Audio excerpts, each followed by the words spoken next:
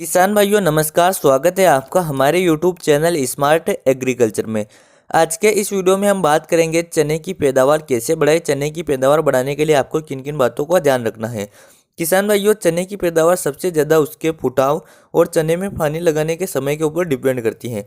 अगर फुटाव ज़्यादा होगा तो स्वाभाविक तौर पर चने की पैदावार ज़्यादा होगी। और चने में ज़्यादा फुटाव लाने के लिए सबसे ज़्यादा ज़रूरी है चने में सही समय पर सही तरीके से पानी लगाना। चने में शुरुआत से लेकर अंत तक इल्लियों को कंट्रोल में रखना। और चने का पौधा हमेशा हरा भरा और रोग मुक्त होना चाहिए, मतलब कि चने में किसी भी प्रकार का रोग नहीं आना चाहिए, चने में फंगस नहीं लगना चाहिए।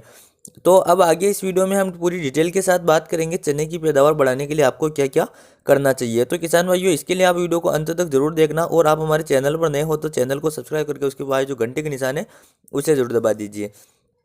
किसान भाइयों, चने की खेती में अगर आप ज़्यादा से ज़्यादा उत्पादन लेना चाहते हैं तो आपका ध्यान सिर्फ चने के फुटाव के ऊपर होना चाहिए।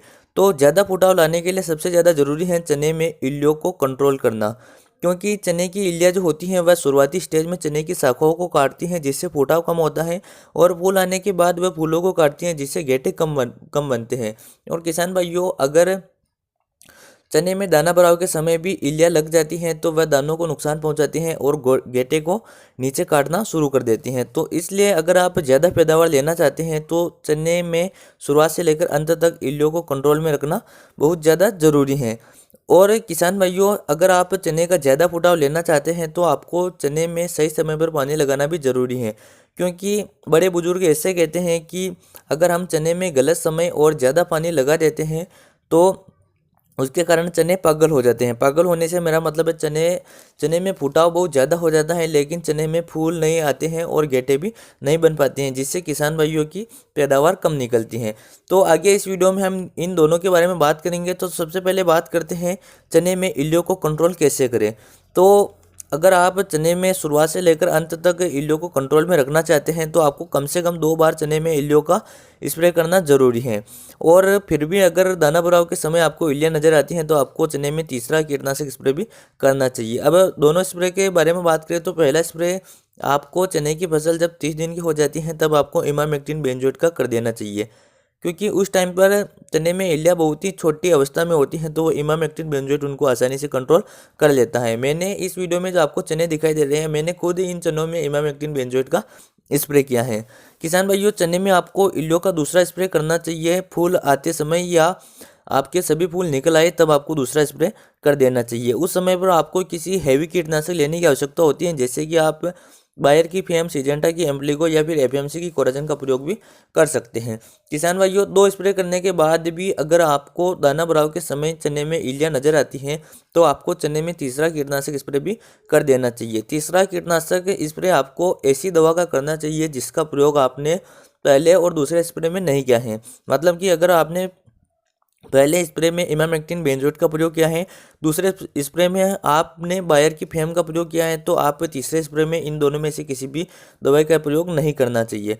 आपको तीसरे स्प्रे में बिल्कुल नए टेक्निकल वाली और नई दवा का प्रयोग करना चाहिए। किसान भाइयों, ये हमने बात की चने में कीटनाशक स्प्रे के बारे में। अब बात करते हैं पानी लगाने के बारे में। तो चने में जो पानी लगाना होता है वह सबसे ज़्यादा मिट्टी के ऊपर भी डिपेंड करता है, क्योंकि अगर काली और भारी मिट्टी में आपने चने की खेती कर रहे हो तो उस मिट्टी में पानी की जल धारण क्षमता ज़्यादा होती है। और अगर आप पीली मिट्टी में खेती कर रहे हो तो उस मिट्टी में पानी की जल अवशोषण क्षमता कम होती है। तो आपको काली मिट्टी में कम पानी लगाने की आवश्यकता होती है और पीली मिट्टी में ज़्यादा पानी लगाने की आवश्यकता होती है। अगर मैं मेरे बारे में बताऊं, मेरे खेती करने के तरीके के बारे में, तो मैं चने में टोटल 2 बार पानी लगाता हूं।